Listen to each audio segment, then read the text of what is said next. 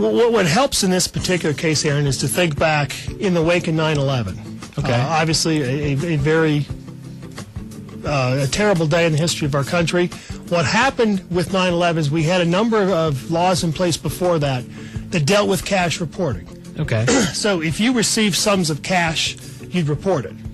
What they then took a look at was, how do terrorist organizations operate? They have to be funded. There has to be money behind them. So we need to be able to investigate and break this up.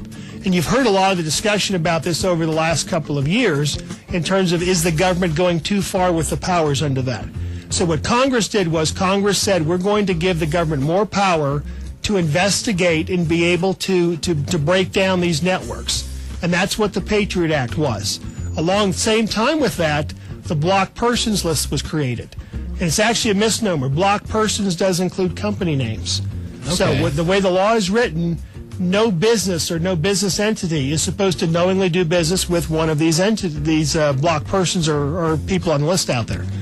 So there's an obligation to check. There's also other obligations if the government contacts you or you receive cash to do certain things in furtherance of the Patriot Act and its other regulations. Okay, and if that does happen, if you're contacted, what recourse do you have, or what action should you take? Well, if you're a business and you wind up having somebody come in, as has happened many times, we've had someone come into a dealership and there's been a match. Now, oftentimes, let's just assume that there's a John Smith out there and there's a John Smith on the list. But you know it's John Smith that's lived here in Amarillo for 30 years, so you're able to verify it's not the person. Short of that, if you're not sure if it's the person that's on the block persons list, the government provides a 1-800 number.